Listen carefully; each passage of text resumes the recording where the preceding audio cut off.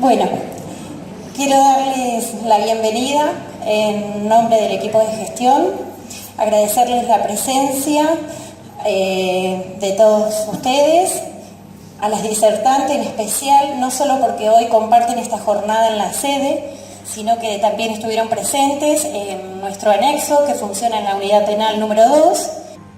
También quiero agradecerles a los docentes que también hicieron posible que esta jornada se pudiera llevar a cabo en nuestra institución. Hola, ¿qué tal? Buenas tardes, buenas noches. Bueno, en principio un poco agradecer que obviamente la convocatoria es importante, es interesante que podamos hacer esta jornada desde tanto la carrera de trabajo social como la psicopedagogía, que es en principio como se organizó. También, obviamente, como decía Gaby, la primera parte de la jornada tuvo que ver con contexto de encierro, lo cual fue una charla muy interesante. Obviamente cambiamos el público, ya eran todos varones, acá la mayoría son mujeres, entonces cambian mucho también las dinámicas de trabajo, las exposiciones de las chicas y demás. Pero agradecer en realidad a todos los que están presentes, a los que motivaron, que esto salió. En principio se pensó a partir de algunos estudiantes, después lo fuimos traccionando desde algunos docentes, viendo a ver qué personas conocíamos, qué actores sociales concretos conocíamos para que puedan exponer esto, y después también comentarles que esto es parte de una idea que tiene que ver con que estamos empezando a intentar trascender un poco lo que tiene que ver con los límites propios de la carrera, en el sentido de poder realizar jornadas. Esta idea es que esto siga continuando, que cada 2 meses podamos tener algún tipo de este estilo de jornadas. Bueno, para los que no me conocen, algunos creo que ya nos hemos visto en algunos otros lugares, yo soy Silvana Valente, trabajo hace muchos años en la defensa pública, trabajé 20 años en Morón y hace 10 que estoy, o 11 ya, primero en Olavarría, y hace 2 años que estoy en la Defensoría Departamental, que es un organismo regional que establece las políticas de la defensa pública en el Departamento Judicial de Azul. En el marco de ese rol que toma la defensa pública, en el año 2010 comenzamos con el municipio a pensar la idea de la conformación de una mesa. Esa mesa fue primero una iniciativa de un grupo pequeño y luego se fue desarrollando y tiene al momento más de 5 años de vida y de sobrevida durante este año. La mesa local es un instrumento que establece la ley 12.569. La ley 12.569 es la ley que pretende erradicar la violencia en la provincia de Buenos Aires, que tuvo una reforma reciente y que establece en el ámbito de la justicia civil y de familia las medidas de protección con respecto a las víctimas de violencia. En la reglamentación de esa ley, la provincia de Buenos Aires, en su decreto, establece la conformación de mesas locales. Eso fue en el año 2007. Una de las primeras en conformarse fue la de Olavarría y recién la pudimos hacer en el 2010. Esto indica la complejidad que tiene la reunión de muchísimos actores sociales para intervenir en forma interinstitucional dentro de una problemática tan compleja como la violencia en general y la violencia de género. Y hemos propuesto desde la defensa pública, y fue tomado esencialmente en Olavarría, una forma de trabajo que es la que yo le quiero presentar y es la que vimos llevando adelante durante este tiempo. Entendimos entre todos los actores que conforman la mesa, y actualmente están los organismos del municipio, todos los organismos de la justicia. Cuando hablo de los organismos de justicia estoy diciendo el juzgado de familia, la fiscalía, la defensoría, la asesoría, todos los organismos de educación en todos sus niveles, en la universidad, los programas que pertenecen a la universidad, ONG. En este momento la mesa está conformada por más de 30 organizaciones. Esta forma de acción que tiene la mesa tiene como 3 ejes de intervención que nos hemos propuesto llevar adelante. Uno tiene que ver con la prevención, otro con la asistencia y otro con el tratamiento. Cuando nosotros hablamos de prevención, no hablamos de prevención en el sentido médico de la palabra, estamos hablando en el sentido amplio, que corresponde a entender dentro de este ámbito de la prevención la sensibilización, la capacitación de los efectores de base y de las personas, la información y el fortalecimiento de las personas que transitan situaciones de violencia. Con respecto al eje de intervención de la asistencia, tiene que ver con circuitos a recorrer por la denuncia cuando ya la persona o la persona víctima o la persona que transita situaciones de violencia o cualquiera que tome conocimiento de la situación de violencia radica la denuncia, cómo tiene que concatenarse los actos subsiguientes a la denuncia para que lleguemos a la situación de poder tomar las medidas de protección. Y cuando hablamos de tratamiento, otra vez tratamos de hablar en un sentido amplio de la palabra, y tiene que ver con el abordaje psicosocial, es decir, el abordaje amplio de la problemática que tiene que ver con la violencia. Y entonces, en este punto, ustedes ven como en carácter de ejemplo, grupos terapéuticos, fortalecimiento psicológico, seguimiento, pero también tiene que ver con el fortalecimiento laboral de la víctima, la posibilidad de poder acceder al empleo, la posibilidad de poder acceder a formas de desnaturalizar las situaciones de violencia a las que estuvieron sometidas, conseguir herramientas para poder asentarse en lugares físicos seguros, es decir, casas seguras. Impulsamos desde la mesa la capacitación para que las personas que estuvieran transitando situaciones de violencia o aquel que tomara conocimiento de situaciones de violencia radicara la denuncia ante la Comisaría de la Mujer. Si bien la ley no establece específicamente que la denuncia tiene que ser exclusivamente en la Comisaría de la Mujer, fue una decisión de todas las instituciones, teniendo ese recurso en la localidad, teniendo un equipo técnico, maximizar el esfuerzo para que ese recurso funcionara, porque es el que está 24 horas abierto, porque tiene un equipo técnico y porque tiene que poder tener acceso a todas las demás organizaciones de la red que permitan que la persona que se encuentra en situación de violencia pueda hacer cesar esa situación de violencia lo más rápido posible.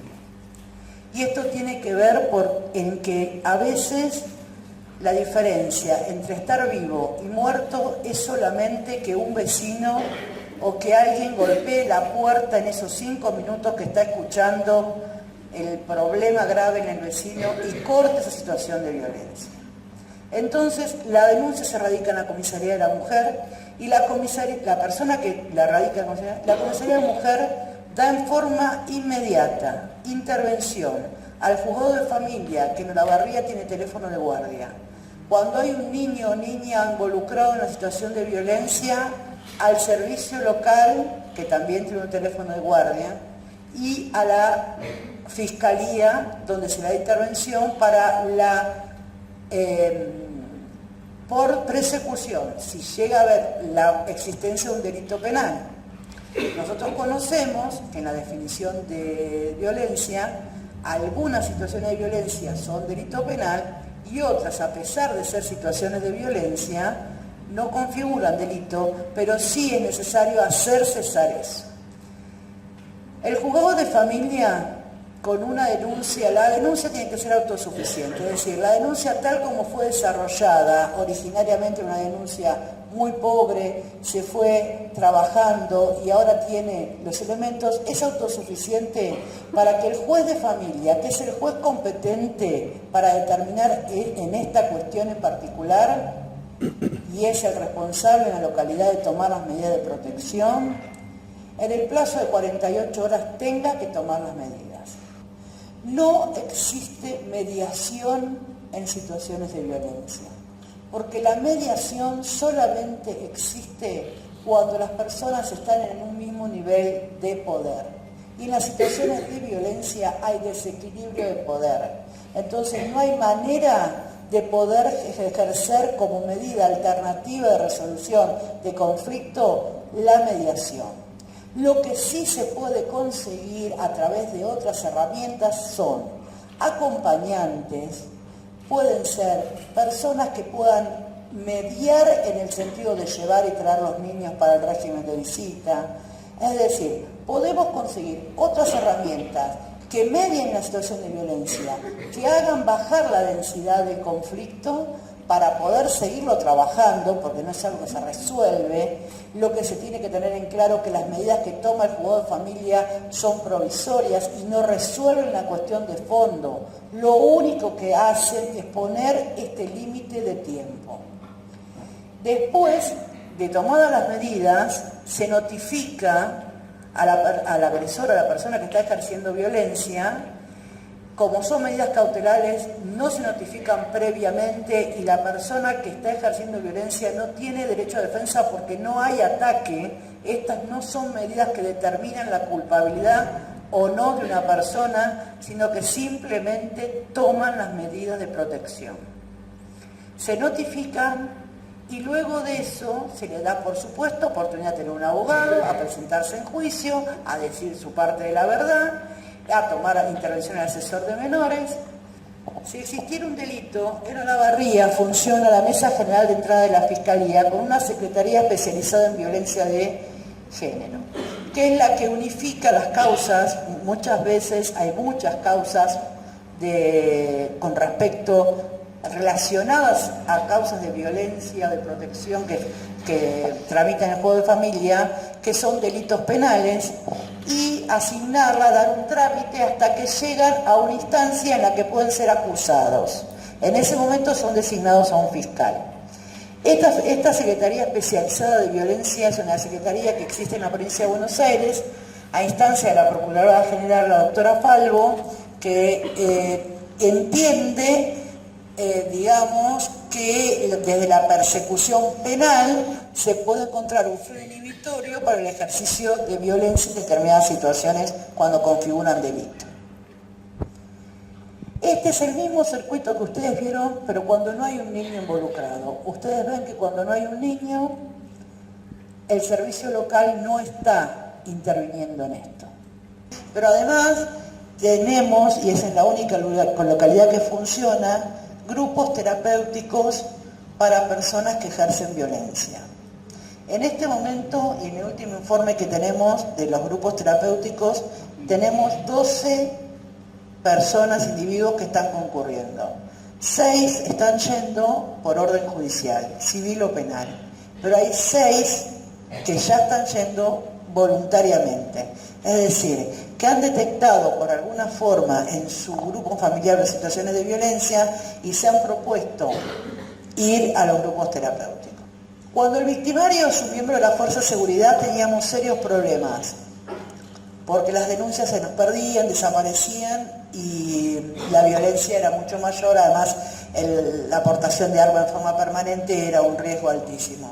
Entonces se decidió excluir a todos los medios a todas las fuerzas de seguridad del circuito de funcionamiento, y la denuncia cuando hay un miembro de cualquier fuerza de seguridad se hace directamente en la Fiscalía, porque independientemente ya el hecho de ser parte de alguna de las fuerzas configura un delito, entonces ya tiene que ir por trámite de Fiscalía.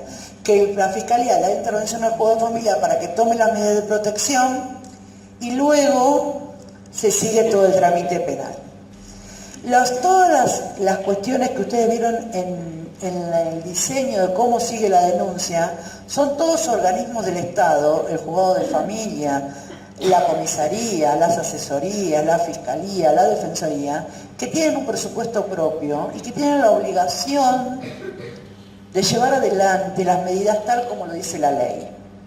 No requieren un presupuesto especial, pero sí requieren un presupuesto especial, un subsidio, para que podamos asistir en forma inmediata a una persona que está en tránsito en situación de violencia y que requiere alquilar algo para poder irse de la casa, porque muchas veces están conviviendo en las casas de sus suegros, por ejemplo. hemos logrado establecernos como una organización interinstitucional que funciona en forma estable desde hace 5 años, que tiene una visibilidad pública, que ha puesto a Olavarría en el nivel más alto de denuncia de la región. Yo creo que ustedes sepan que en Olavarría hay más de 1000 denuncias anuales. Se toman medidas de protección en más de 700 casos por año. ¿Quiénes están obligados a hacer la denuncia? Estarán obligados a hacerlo sus representantes legales, obligados por Alimentos, Ministerio Público, como así también quienes se desempeñan en organismos asistenciales, educativos, de salud, de justicia en general, y quienes desde el ámbito público o privado tomen conocimiento de la situación de violencia familiar o tengan indicios de que pueden existir.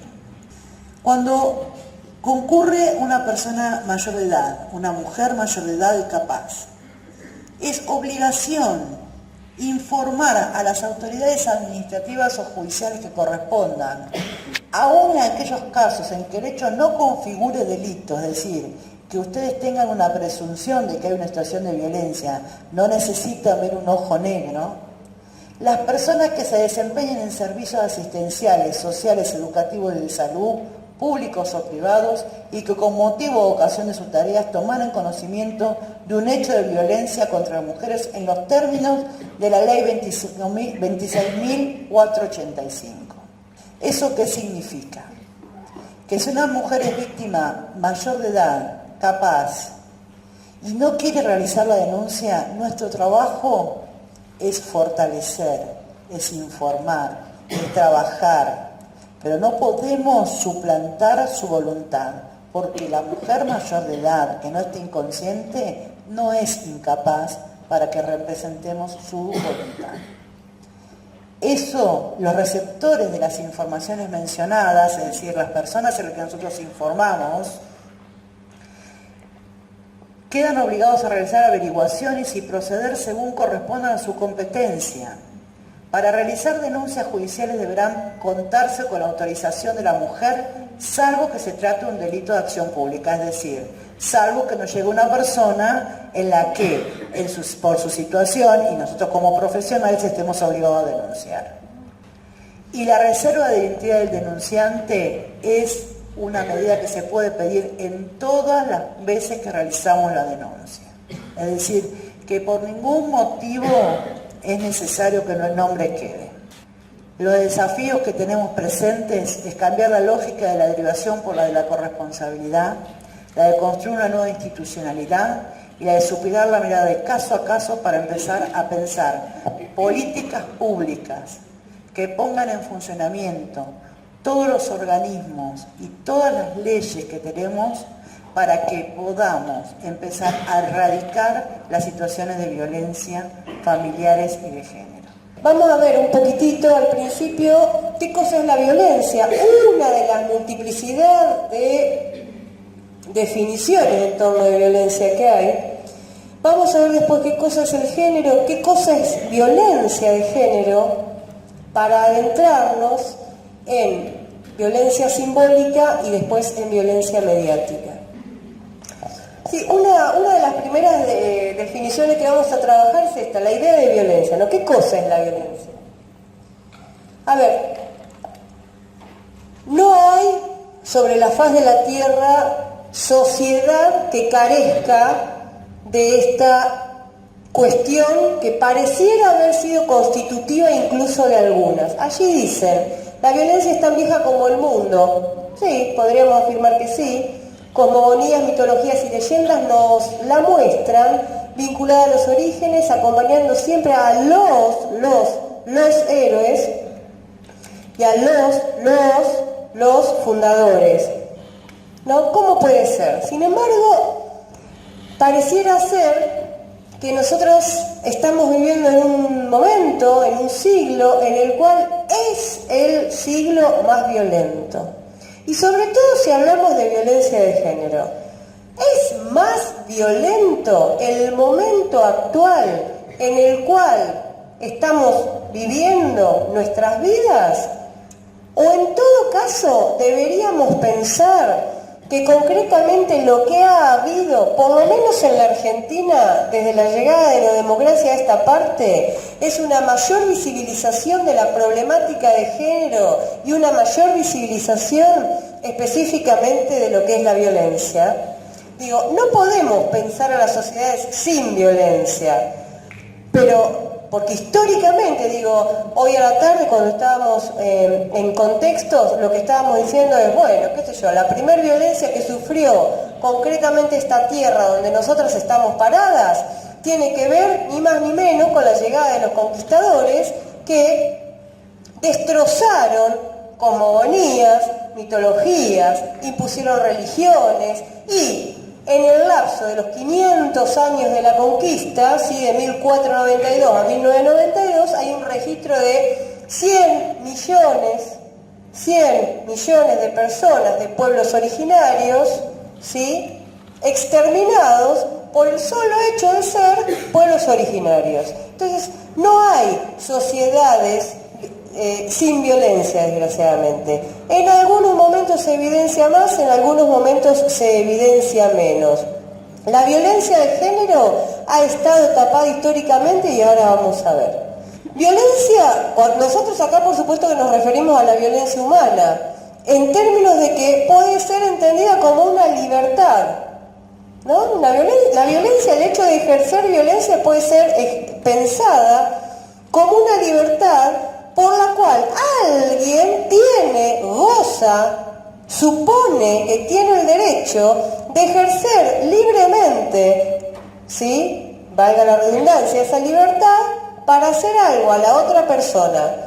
Es una fuerza, básicamente, cuando hablamos de violencia hablamos de fuerza abierta, ¿sí? U oculta, puede ser, vamos a hablar también de lo que es la violencia psicológica, lo que es la violencia simbólica. Y la violencia se utiliza básicamente para lograr de las otras personas eso que las otras personas no nos quieren dar con consentimiento libre. A ver, acá habíamos puesto unos ejemplos que hoy justamente como estábamos en contexto por ahí no los trabajamos porque estábamos trabajando justamente con compañeros que están detenidos. Entonces poníamos algunos ejemplos como para discutir después. Si hablamos de una violación, ¿sí? Una violación siempre es un acto violento, ¿sí? Es una forma de violencia que el que viola obtiene algo, un determinado placer del otro sin el consentimiento del otro. ¿Hablamos de violencia ahí? Sí. Ahora, si hablamos de robo, los robos no siempre son violentos. Y acá vamos a discutir seguramente. ¿Sí? Por ejemplo, yo considero, ¿sí?, que la próxima factura de gas que llegue a mi domicilio va a ser un robo legal. Entonces, hay robos que se perpetran sin violencia, claramente. Podríamos decir que son robos legales, pero no legítimos. Entonces digo, las categorías están para analizarlas y para destrozarlas, muchachos. Si alguien roba pan porque tiene hambre, y bueno, ahí también tendrían, ustedes como futuras trabajadoras y trabajadores sociales, pensemos estas realidades que desgraciadamente van a pintar el país en los próximos años.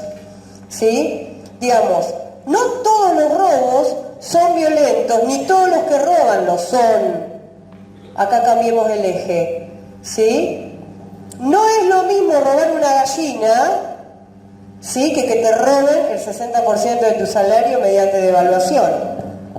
Definiciones clásicas, las más sociológicas, si ustedes quieren, de violencia, ¿qué es? La violencia es en principio lo que se ve, la evidencia, un ataque corporal hacia el otro, ¿sí? Las más viejas, un ataque corporal que es brutal, que es doloroso, que es exterior, pero esta no es la única definición. Hace un ratito atrás nosotros hablamos que puede haber otro tipo de violencia que es de carácter psicológico, o mejor dicho, que es de carácter simbólico, ¿no? Cuando hablamos de violencia siempre simbólica o física, o psicológica si ustedes quieren, esa violencia le hace correr un riesgo a la otra persona. El riesgo puede ser variado. El peor de todos es perder la vida. Cuando hablamos de violencia de género, ¿sí?, la violencia extrema de género se verifica cada vez que aparece una mujer muerta, cada vez que existe un femicidio, así los denominamos, no homicidios, no crímenes pasionales. Cada vez que existe un femicidio, estamos hablando concretamente de la forma extrema que reviste la violencia de género, que se cobra la vida de las mujeres. ¿De dónde proviene esta violencia extrema? Básicamente de crímenes, homicidios, femicidios, travesticidios, suicidios o accidentes. Esas tres formas de violencia extrema las vamos a encontrar en todas las sociedades, ¿no? Nosotros después vamos a trabajar básicamente con la idea de cómo se trabaja la violencia de género en los medios, pero digo, no hay sociedad que carezca de estas desgracias, los femicidios, los homicidios y los travesticidios, ¿sí? O sea, es universal esto. Podríamos pensar acá que estamos en presencia de una regla de carácter universal. Cuando hablamos de género, ¿qué estamos hablando? De tela para cortar, muchas, sí, pero no estamos hablando de tela, estamos hablando de las relaciones que se establecen entre hombres y mujeres. Entonces, lo primero que tengo que descartar de mi cabeza cuando hablo de género es que no estoy hablando de mujeres. Hablo de mujeres cuando hablo de mujeres, hablo de hombres cuando hablo de hombres. Cuando hablo de género, hablo de la relación que se establece entre hombres y mujeres. Si por lo tanto el género no es cosa de mujeres, si el género es cosa de la sociedad en todo caso. ¿Sí? El género es una categoría relacional que justamente, valga la redundancia, va a poner en relación la forma de vincularse que tienen los hombres y las mujeres, que son formas que varían de acuerdo al tiempo histórico, de acuerdo a la sociedad, son formas que varían. Pero ahí, aún en la variación, existe una constante, y esa constante tiene que ver con que una de las partes tiene o es pensada como con mayor jerarquía que la otra. En este sentido, cuando hablamos de género, estamos hablando de una relación que es jerárquica, donde en Occidente, sobre todo, los hombres son los que ejercen y tienen el poder por sobre la otra mitad de la población, que somos las mujeres. ¿Sí? Entonces, siempre hablamos de estas diferencias que se dan entre hombres y mujeres. Las mujeres sistemáticamente son o constituimos el grupo más desfavorecido. Otra de las cosas que tenemos que ver es que cuando hablamos de género no hablamos de sexo, porque también es otra de los errores más comunes que se cometen, ¿sí? Pensar que género es lo mismo que sexo. No. ¿Sí? Entonces la primera cosa que a mí me gustaría que nos llevemos hoy, cuando hablamos de género no hablamos de cosas de mujeres, hablamos de una categoría relacional entre hombres y mujeres. Y cuando hablamos de género no hablamos de sexo, porque son cosas diferentes. Para ser bien clarita, cuando hablamos de sexo es la forma, el envase con el cual las personas venimos al mundo. Y mínimamente venimos con 3 envases al mundo. No venimos con 2 sexos. Eso es un error que nos hicieron creer. Es una construcción social pensar que solamente existen machos y solamente existen mujeres. ¿Sí? Además de que las personas del mundo venimos como machos, con una determinada genitalidad. Venimos como hembras, con una determinada genitalidad y funciones físicas, biológicas, hormonales, etcétera, etcétera. También este mundo está compuesto por personas intersex, que son aquellas personas que tienen en su composición psicofísica y biológica los 2 sexos, ¿sí? Tienen parte de la biología masculina y parte de la biología femenina. Entonces, El sexo es una cosa, es lo biológico, lo determinado biológicamente, macho, hembra o intersex. Sí, el macho tiene unas funciones que no se pueden cambiar, ¿sí? Las mujeres tenemos otras funciones que no se pueden cambiar, ¿sí? Y las personas intersex tienen otras funciones, siempre en términos biológicos, que no se pueden cambiar. Una muy clarita es, cualquiera puede maternizar y criar a un niño o a una niña, esto es así. Cualquiera puede hacerlo. Sin embargo, la capacidad de amamantar es solamente de la hembra, ¿sí? El macho no tiene capacidad de amamantar, porque biológicamente hay una determinación allí. Entonces, sexo no es género. Género es una construcción social. Cuando digo una construcción social, estoy diciendo que para el siglo XXI, en Olavarría, ¿sí? Para gente de clase media, las expectativas que se tiene para las mujeres de 18 a 20 años son unas, y las expectativas que se tienen para los varones de 18 a 20 años en una ciudad intermedia como la nuestra son otras. ¿Sí? Es construcción. ¿Qué espero yo de una chica de 18 años de clase media? Que estudie, que vaya a bailar, que encuentre un buen novio que la respete, ¿sí? Si estudia, mejor. Y si es de buena familia, mucho mejor. Y que, por favor, que termine de estudiar antes de embarazarse. Por favor, porque no sea cosa que se me embarace a los 17. Le caga la vida el embarazo. Como si fuera necesario tener una edad para parir. El cuerpo a partir de los 12 o los 13 años, la mujer nos posibilita parir si queremos, ¿no? Sin embargo, hay una construcción social, sobre todo en la clase media, que supone que las mujercitas a los 18 años están para estudiar, ¿sí? Porque después de los 25 o 26 sí pueden tener hijos, antes no. Cuando hablamos de género estamos diciendo, el género construye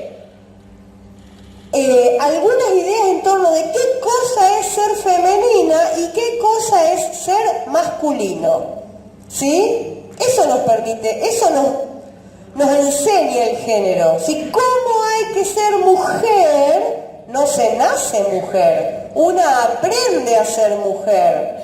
¿Y qué hay que hacer o aprender para ser varón? Y tenemos 20 millones de ejemplos. Por ejemplo, cuando yo tenía 7, 8 años, bajo ninguna circunstancia mi mamá me dejaba treparme a un árbol, porque me decía, no seas machona, ¿sí? ¿Saben qué? Tampoco nunca me compró una bicicleta, ¿sí? No por falta de recursos, sino la bicicleta era una cosa que no era muy femenina para mi mamá y mi familia, ¿sí? Bajo ninguna circunstancia un fútbol, un deporte que tenga algo con pelotas, excepto tenis, porque tenis, bueno, ponele, está más o menos bien visto, ¿sí? Bueno, entonces digamos, y así de seguido también podemos pensar para los varones. ¿Qué pasaba con los varones jovencitos cuando los chicos decían que no les interesaba el fútbol? Hay toda una serie de construcciones sobre aquellos varones a los cuales no les gusta, no les interesa el deporte, ¿sí? Son tildados como raritos a los muchachitos a los cuales el fútbol no les importa y por ahí sí les interesa la música o la danza. En esta sociedad sí son tildados como raritos. Cuando hablamos de violencia de género, y acá vamos a adentrarnos ya un poquito más por ahí a lo que más nos interesa, estamos hablando de aquella violencia que específicamente los hombres ejercen sobre las mujeres.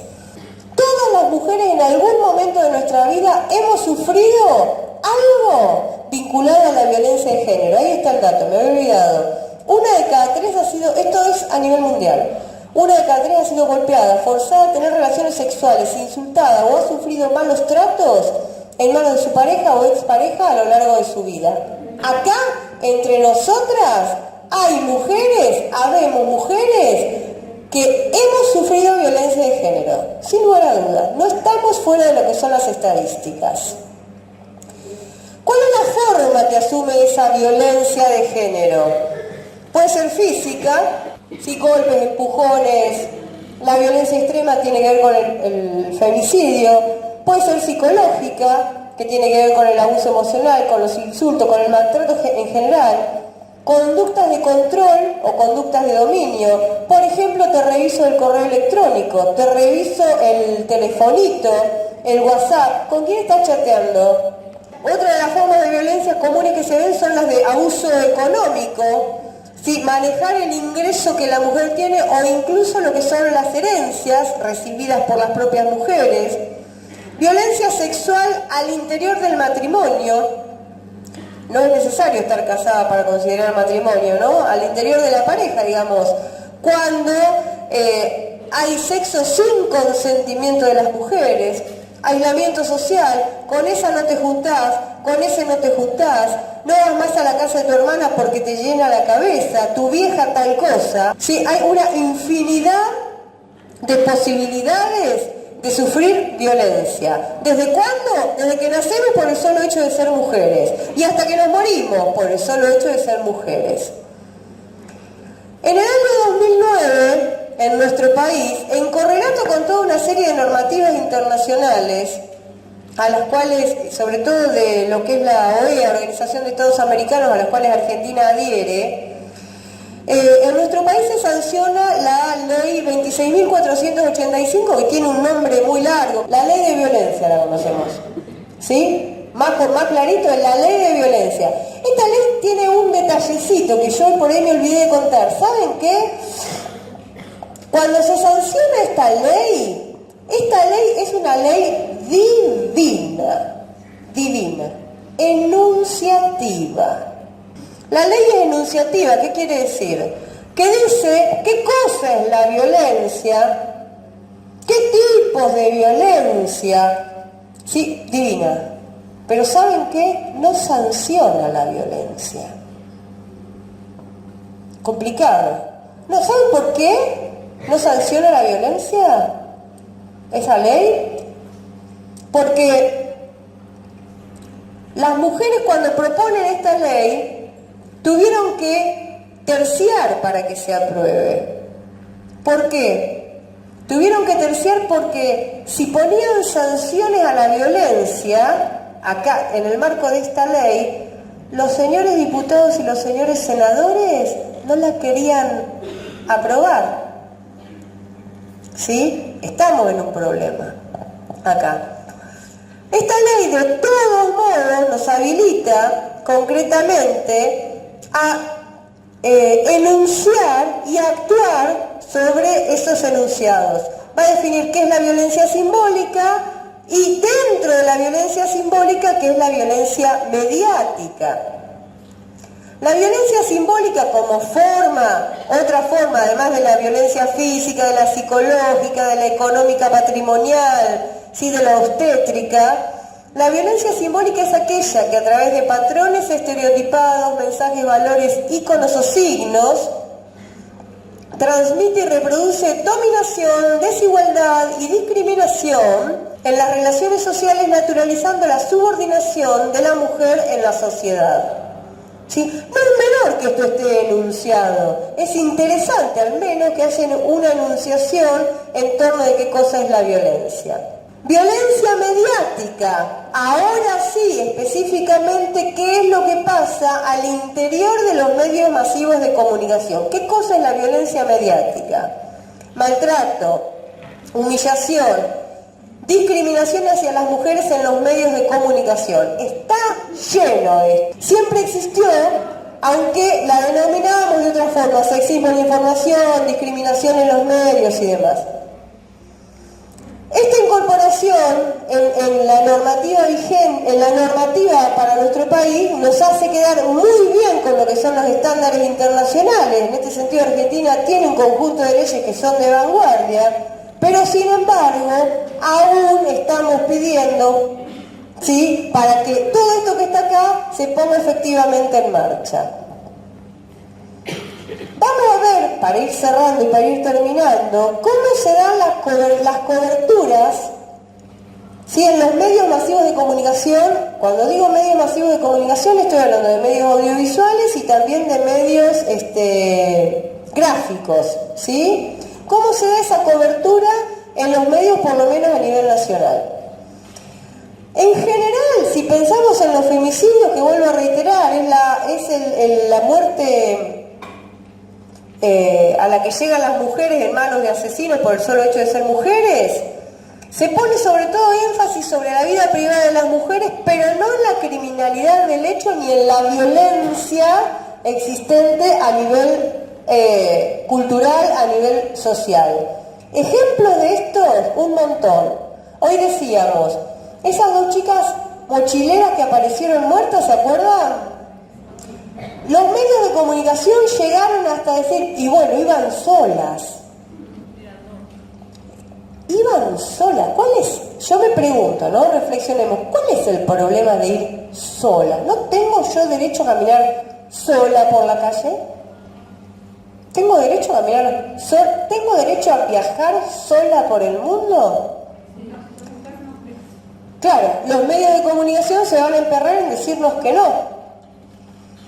Hubo otras muertes donde, por ejemplo, se usan palabras peyorativas o nombres diminutivos. El caso que todas las personas que están acá se deben acordar es el de Norita Dalmazo y las remeras que publicitaron que decían yo no la maté. Por ahí las pibas son muy chicas, las personas más grandes se deben acordar. Fue un femicidio en Córdoba. Córdoba, Mendoza, en Córdoba fue, donde una mujer de una clase social acomodada aparece muerta en su casa con ropa de cama lujosa, podríamos decir, y a partir de ahí toda una serie de lucubraciones en torno de su asesinato, siempre vinculadas a la sexualidad de esa persona. Así todo el problema era ella, la ropa interior que usaba, ¿sí? Pero no la sociedad violenta, la cultura patriarcal violenta en la cual estamos viviendo, y digamos, los medios bajo ninguna circunstancia se pusieron a mirar o a investigar posibilidades en torno de quién podría llegar a ser el femicida. Aún cuando las víctimas son las mujeres, cuando las muertas son las mujeres, la centralidad en las noticias la tienen los hombres. ¿Sí? ¿Se acuerdan del caso del portero, por ejemplo? No me va a salir el apellido ahora. Mangieri. ¿Se acuerdan del caso de Mangieri? Mangieri pasó a ser mucho más importante él, su teoría, sus elucubraciones. ¿Quién lo tapaba? ¿Quién no lo tapaba? Él, más importante, lo dejan en libertad, le toman declaración, todo eso fue más importante que el femicidio que cometió sobre esa piba de 17 y 18 años. El 2% de las noticias del año 2011 consideraron la violencia de género como una vulneración de los derechos de las mujeres. 2% de las noticias. Miren que hay noticias a diario, ¿eh? Y por supuesto se da una fortísima espectacularización de los casos. Acá tenemos algunas imágenes mínimas para mirar. Esta es una tapa de la revista Gente muy vieja. Es del año, 89. Yo pensé que era un poquito antes. Miren la foto, en principio. Lo que veo es una mujer desnuda golpeada en la parte de sus costillas, ¿sí? Muerta, en paños, en ropa interior. Miren, es una edición especial. ¿Es una edición especial por el femicidio de Alicia Muñiz? No. Es la muerte,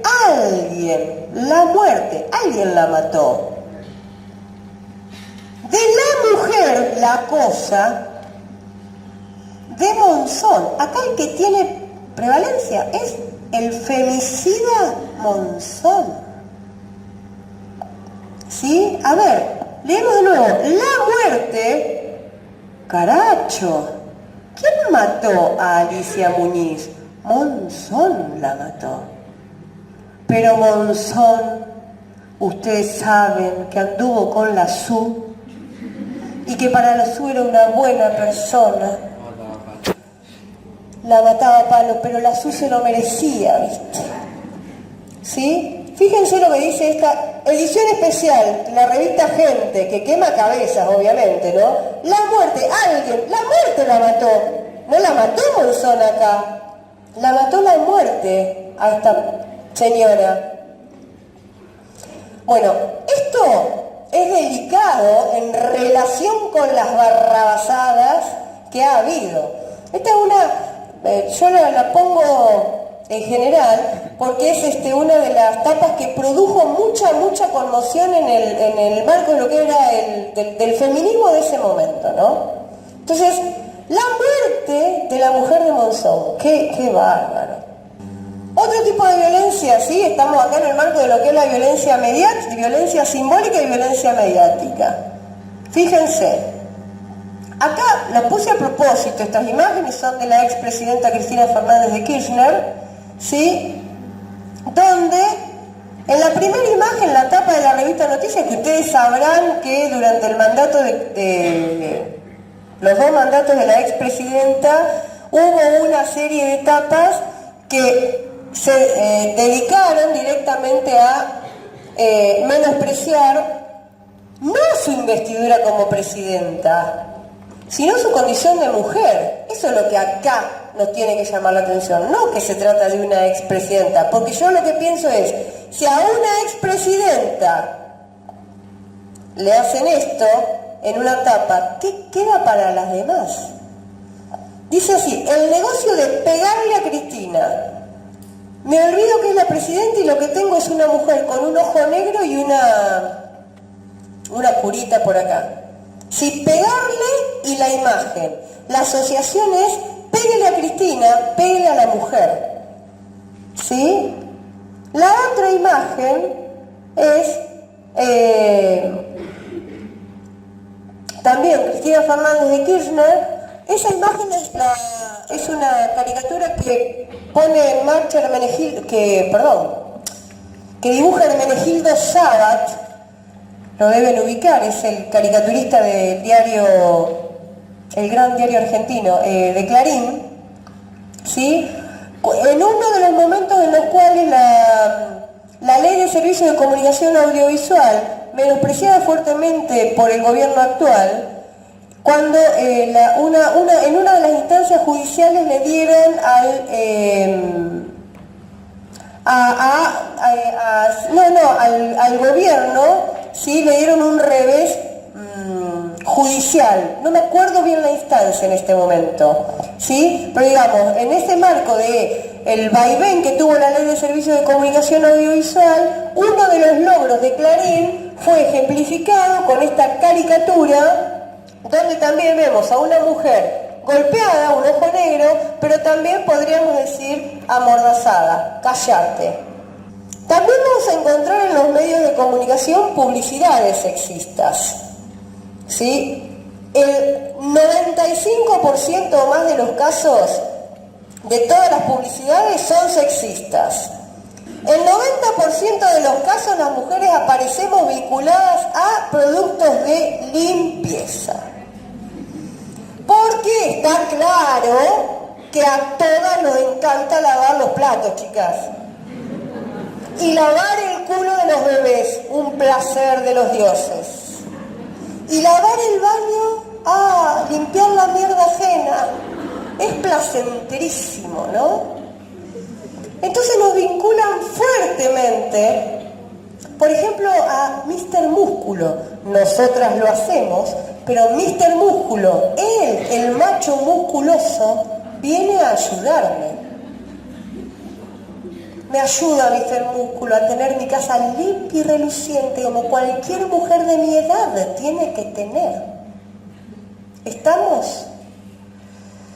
En el 90% de los casos, o si no, también somos excelentes cocineras. Con un caldito así de chiquitito hacemos una comida como para 24 en Navidad. No, el caldito me da el sabor de la vida, ¿no? Magia.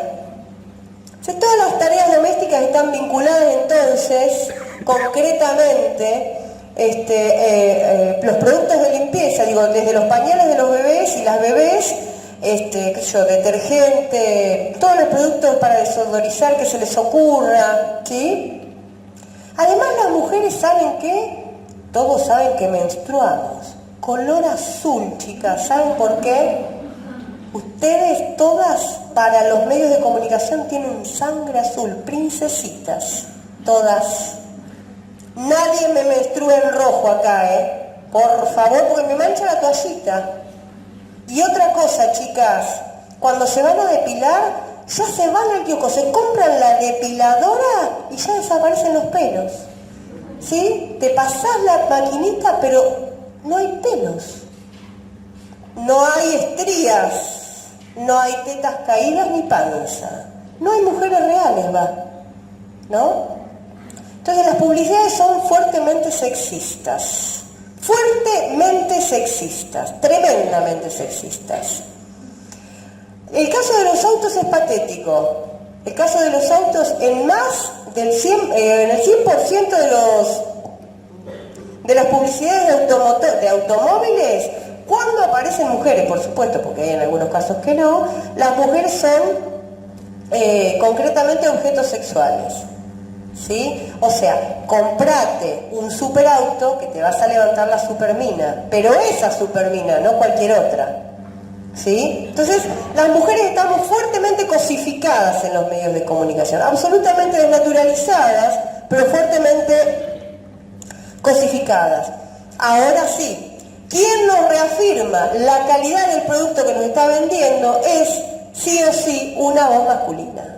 La voz masculina que dice compre Cif, o compre Maserati, o compre Fideos Aitala, qué sé yo, ¿sí? Pero es la voz masculina la que autoriza concretamente la que autoriza en la calidad del producto. Publicidad vieja, una marca internacional, Dolce & Gabbana, no pasa esto solo en Argentina, Dolce & Gabbana, fíjense, del año 2007, fue fuertemente criticada, una marca italiana. Esta es fue criticada por el feminismo internacional, concretamente porque acá lo que veíamos, o sea, la interpretación es que la mujer, fíjense la imagen, la mano del caballero sobre la chica, la posición de ella, ¿sí? Está pronta a ser violada, esa es la interpretación. Además hay 4 hombres, algunos con torso desnudo. Ahora, ella está pronta a ser violada, pero mirando sugestivamente, como diciendo, ¡ay, qué lindo! ¿No? Fíjense la posición, fíjense las piernas, ¿sí? Justo estaba depilada. Esta es una publicidad también viejita de Burger King, ¿sí? Tu mente va a volar lejos. Te comes un panchito o una burger y tu mente va a volar lejos, ¿no? Claramente acá está apelando, claramente hay allí una metáfora sexual, ¿no? A apurar las copas, bottom-ups. ¿Sí? Fíjense, son 2 botellas de Heineken al revés, 2 botellas de Heineken que por supuesto, si las invertís, forman una cola femenina perfecta, digamos. Los varones no andan mostrando su cola al aire. Entonces apuremos las copas, porque apuramos las copas y después el sentido me indica que tendría esa cola, ¿no? Al caballero que toma la cerveza. Pero el género también, concretamente, nos afecta a todas y a todos, incluso a los hombres. Dejad de oler como niñita y huele a hombre, Old Spice. ¿Sí? Nuevamente acá hay una apelación a una construcción de sentido que indica cómo tienen que ser los hombres. Old Spice te hace oler como un hombre, no como una niña. Ay, guarda, no te vas a poner el DAB de tu señora, porque te convertirías en puto casi, ¿no? ¿Por qué pusimos esas imágenes? ¿Y por qué hablamos de violencia simbólica y violencia mediática? Porque concretamente los medios de comunicación en nuestra sociedad están omnipresentes, están presentes en todos lados, tan presentes tan presentes que las personas que somos de comunicación vamos a tener que repensar las teorías que nutrieron nuestro campo de estudio. ¿Saben por qué? Porque nosotros durante muchísimo tiempo sostuvimos que las personas tenían capacidad crítica y reflexiva frente al avasallamiento continuo que los medios de comunicación hacen sobre nuestras casas, nuestros telefonitos, nuestros lugares de trabajo, etcétera, etcétera, etcétera. Si nosotros durante muchísimo tiempo abrevamos de una teoría donde suponíamos que los sujetos tienen capacidad reflexiva, yo me pregunto, a la luz de los últimos acontecimientos que han sucedido en nuestro país, ¿cuál es la capacidad crítica y reflexiva que pueden tener las personas cuando existen monopolios de los medios de comunicación? Que entre otras cosas se digitan en términos políticos, pero también en términos de género. ¿Sí? O sea, los medios contribuyen fuertemente a conformar identidades de género. Antes de dejar de hablar a Gisela, el próximo viernes me encantaría encontrarme con todas y con todos ustedes en la Plaza Central para gritar ni una menos. Y la idea de hoy es un poco que podamos también, además de reflexionar sobre y de informarnos, porque hay que tener datos también, sobre por qué tenemos que seguir considerando que somos una sociedad con prácticas violentas, por qué algunos sujetos son más víctimas o sujetas más víctimas de violencia que otros. Esto tiene que ver, para empezar, con que una de las cuestiones que me parece que hay que empezar a tener en cuenta y a subrayar es correrse de las argumentaciones que naturalizan cualquier tipo de situación y empezar a pensar que somos todos distintos y todas distintas, que eso parece lindo, parece naif, pero que en realidad eso también esconde que somos una sociedad en cuyos meandros, digamos, las personas tenemos distintos roles y distintas situaciones, y que esas desigualdades son producidas socialmente. ¿Qué quiere decir que las desigualdades son producidas socialmente? Que, por empezar, que para el derecho las mujeres y los hombres deberíamos o somos iguales, y quiere decir que las instituciones que nos damos, que nos organizamos, que nosotras y nosotros mismos inventamos para vivir. Cuando hablo de instituciones estoy hablando de la pareja, de la familia, de la escuela, de las religiones, de la amistad inclusive, pensándola como una institución, que todas esas instituciones que nosotros construimos para vivir y para organizarnos socialmente tienen una matriz que a la vez que nos permite vivir en sociedad, también construye lugares de desventaja para ciertos sujetos. También decíamos en la charla anterior que estos lugares de desventaja para ciertos sujetos no son únicos, no son sellados, van cambiando en el tiempo, y que para evidenciar este tipo de diferencias que tenemos, teóricamente también nos viene sirviendo desde algunas teorías que, para las que van a seguir y los que van a seguir estudiando, tienen que ver con eso que se llama descolonizar el saber, y que tiene que ver con correrse de los saberes que nos llegan sobre todo de Europa. ¿Y cómo construimos los saberes entonces en Latinoamérica? Bueno, una cuestión importante, una categoría interesante para empezar a pensar las desigualdades sociales, nosotras que vamos a hacer y nosotros que vamos a intervenir socialmente, sobre todo con sujetos vulnerados por la propia sociedad en la que compartimos historia, es la categoría de interseccionalidad, lo que nos permite ver que podemos ser distintos y en algunos momentos o en algunos espacios o en algunos ámbitos o dimensiones de la vida social podemos ser más favorecidas y en otros no. Y hay distintos elementos de nuestra personalidad que intersectan y se manifiestan de modo distinto. Esto para decir que no es lo mismo en Olavarría ser una mujer de clase media que enseña en la universidad que ser una mujer migrante, por ejemplo, paraguaya o boliviana, que limpia una casa. No es lo mismo para el estatus social, no es lo mismo por lo que gana, tampoco económicamente. Y corriendo un poco el eje, tampoco es lo mismo ser una mujer blanca de clase media que da clase en la universidad, lesbiana. que ser lo mismo pero heterosexual. Todas esas cuestiones, la raza, la etnia, la clase, el género, la edad, intersectan para generar desigualdades y posiciones de desventaja diversas, distintas, y que las tenemos que empezar a tener en cuenta. No hay una única desventaja.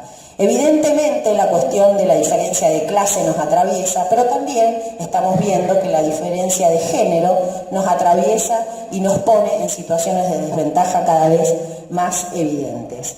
Entonces, todas estas instituciones que nosotras y nosotros deberíamos habitar, como es tener un novio, una novia, tener hijos o no tenerlos, ir a la escuela, todas estas instituciones que ponemos en práctica, y que la invitación es habitemos las instituciones, la invitación es o rompamos todo o habitémosla críticamente.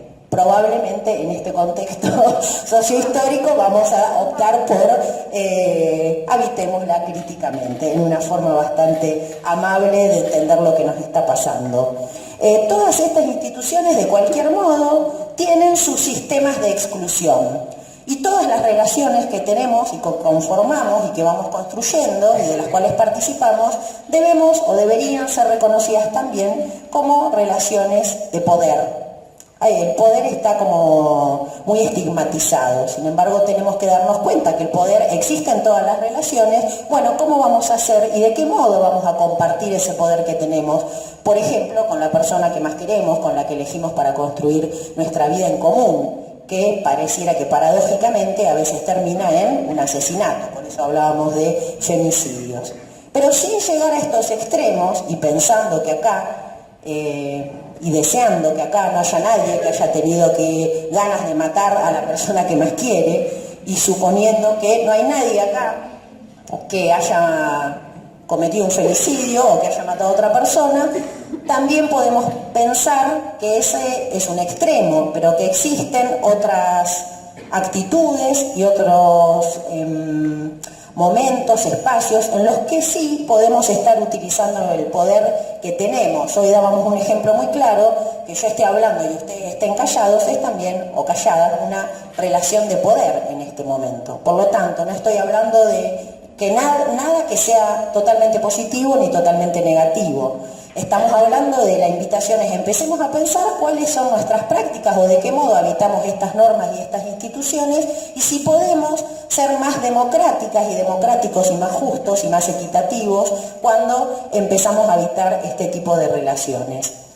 Una cuestión que queríamos ver entonces, que nos corre un poco del eje de lo que sí está penalizado por la ley, como es el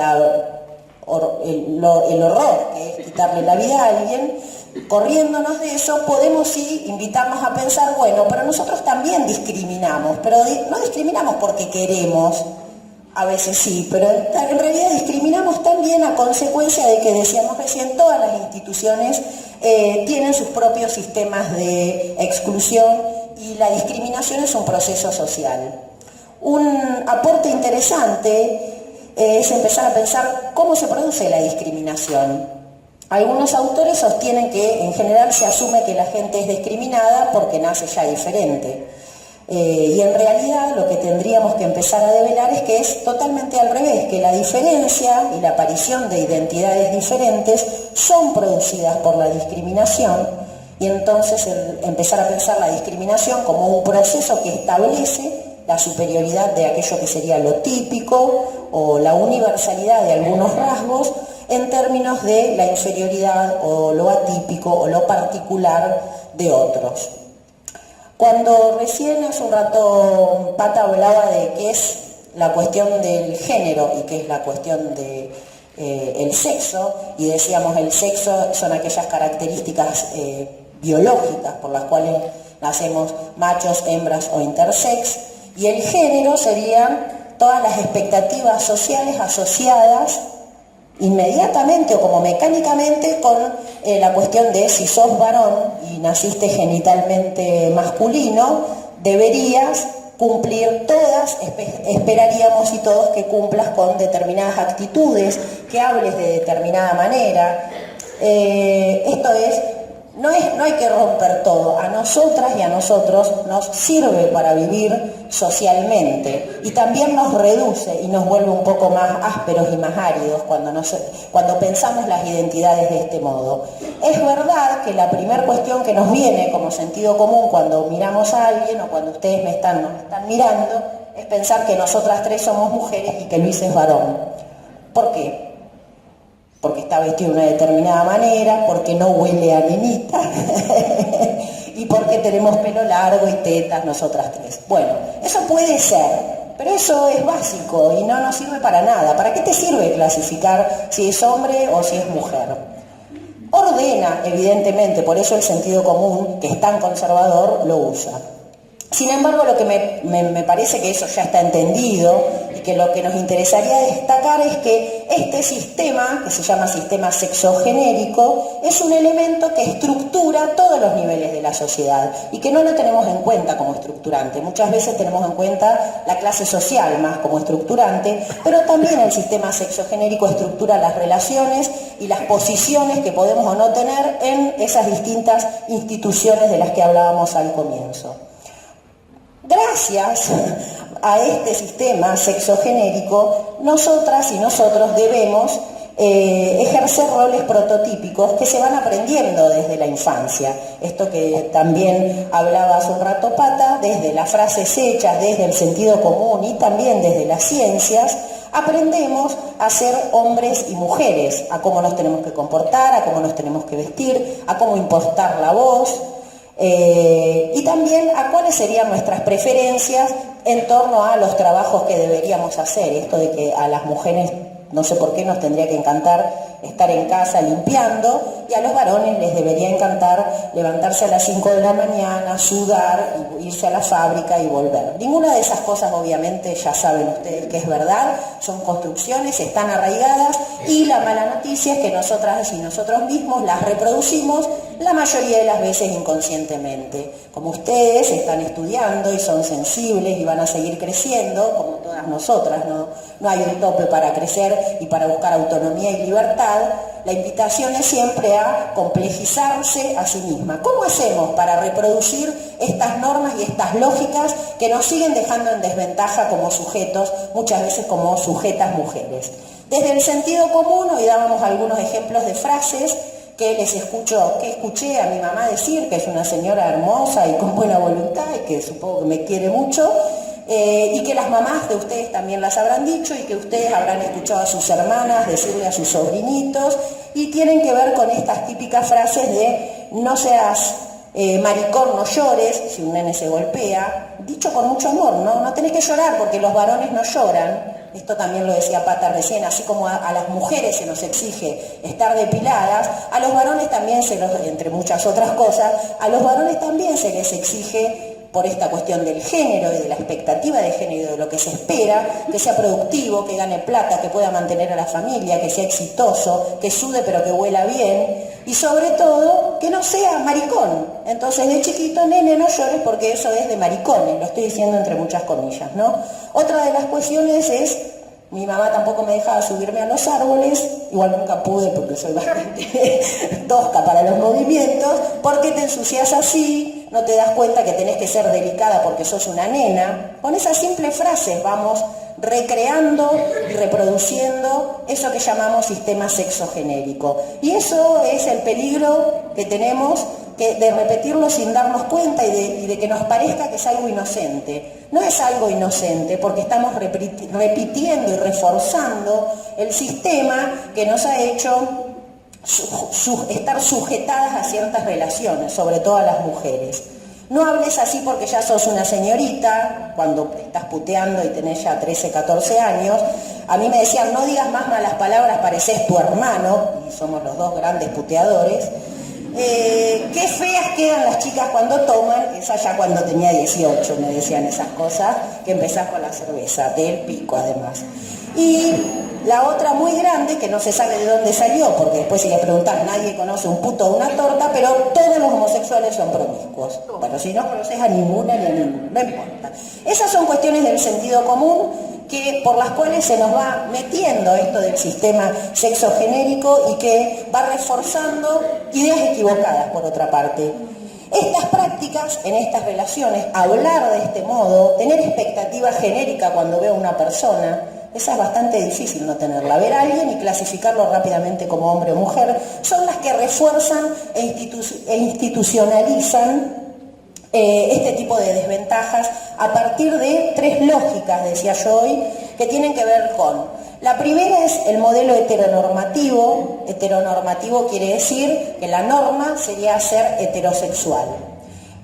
Porque mucha gente piensa y habla, y con mucha razón, del feminismo o de las cuestiones de las mujeres o de las cuestiones de género. Si hablamos de cuestiones de género, tenemos que saber que tenemos la posibilidad de no ser heterosexuales, de no tener relaciones afectivo-sexuales solo con una persona del otro sexo. Sin embargo, el modelo hegemónico de pareja, y por el cual casi todas y todos ustedes no se les ocurre enamorarse si son chicas de otra chica y si son varones de otro varón, tiene que ver con que tenemos metido en la cabeza hegemónicamente un modelo de pareja y de familia heteronormado, o sea, con las normas de la heterosexualidad.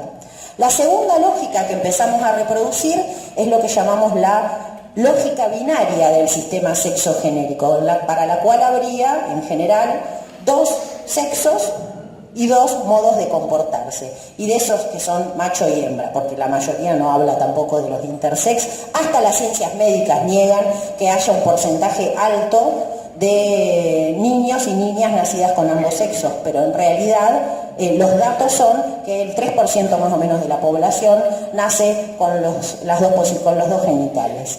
Y la tercera lógica tiene que ver con una lógica estática, con cómo pensamos las identidades sexuales, que pensamos: si nacés mujer, te vas a morir mujer, y si nacés varón, te vas a morir varón.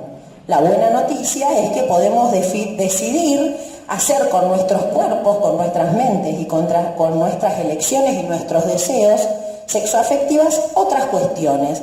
Por lo tanto, empezamos a ver travestis, por ejemplo, o transgénero, y también la sociedad reacciona. Ustedes saben que el número de travesticidios en los últimos años ha subido de modo exponencial y terrorífico, por otra parte. Por el solo hecho de la condición de travesti, hay mujeres travestis que pierden la vida, que son golpeadas, que son abusadas y que por supuesto son excluidas desde la familia, desde que tienen 13, 14 años, entonces son excluidas. En general la condición de travesti conlleva ser excluida de todas las instituciones, de las familias, de la escuela. ¿Cuántas travestis hay en la universidad?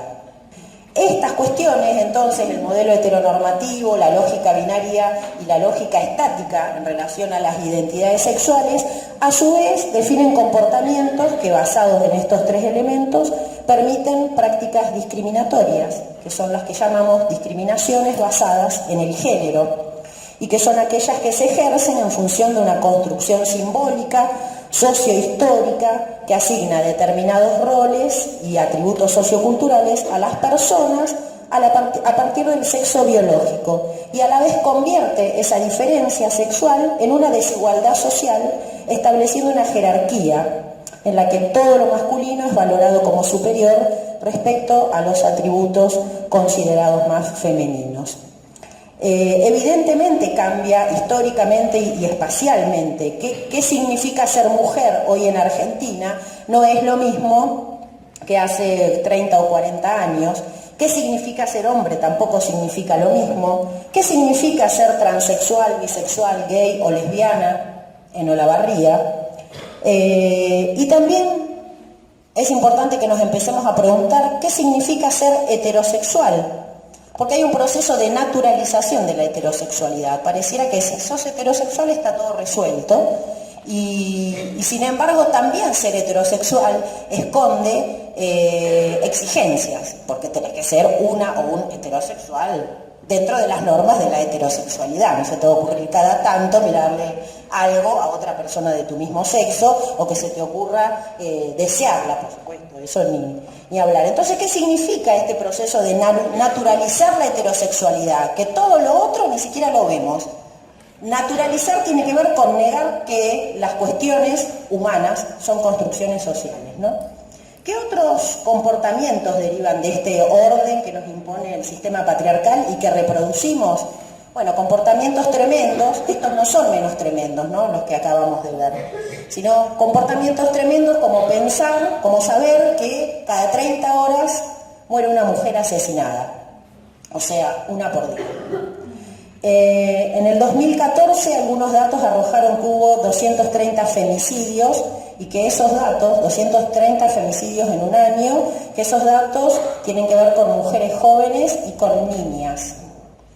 En el 2015 hubo 290 femicidios y la sociedad finalmente reaccionó con eso que conocemos hoy como Ni Una Menos, que bueno, fue la posibilidad y creo tuvimos la madurez de saber que la violencia machista mata y que la violencia machista no es una cuestión de puertas adentro.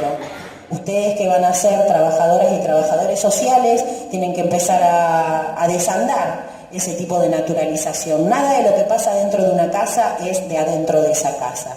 Las casas, como las instituciones, como las universidades, como las escuelas, reproducen las injusticias y las distintas, los distintos roles que asumimos de afuera para adentro. Entonces es un problema, la violencia y sobre todo la violencia machista es un problema de la sociedad, que se manifieste adentro de una casa o adentro, al interior de una relación de pareja, no quiere decir que sea un problema de esa pareja.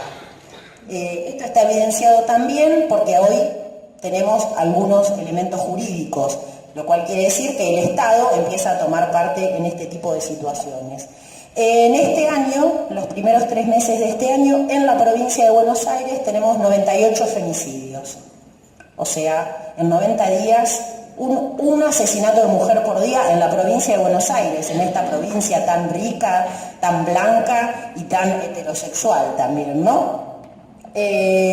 Son datos que ponen en evidencia que las relaciones humanas son relaciones de poder, que las relaciones de pareja o sexoafectivas están implicadas y están entramadas en relaciones mucho más generales que las ordenan, como las relaciones sexogenéricas, como el machismo, el sistema patriarcal y los estereotipos de género.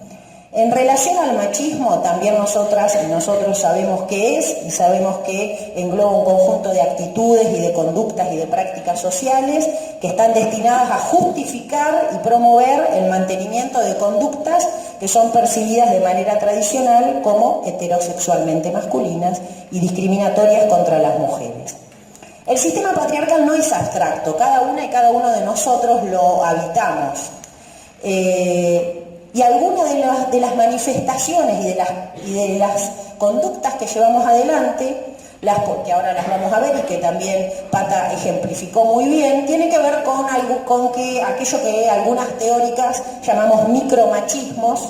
Los micromachismos son actitudes, ideas y conductas que están socializadas, que son ampliamente aprendidas, con un fuerte refuerzo de parte de todo lo cultural y de los medios de comunicación, como decíamos recién, por lo tanto están aceptadas y normalizadas y no son consideradas por la legislación como penalizables, pero refuerzan las actitudes de machismo. Tienen que ver sobre todo con que los hombres tienen privilegios de género y que el machismo cuenta también con un sistema que permite su reproducción. Algunas de esas prácticas que están legitimadas por el entorno y que generalmente no son condenadas son las que tienen que ver con quién estás chateando, revisarte el celular, qué te pusiste, con cara despectiva, qué te pusiste, como te queda horrible, sácatelo, en realidad es también tengo celos de a quién le vas a mostrar semejantes piernas, o esto de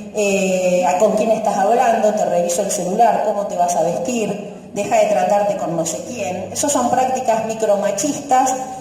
Cuidado con los micromachismos, han derivado en que debamos después intervenir en cuestiones de prevención de la violencia en los noviazgos de las y los adolescentes.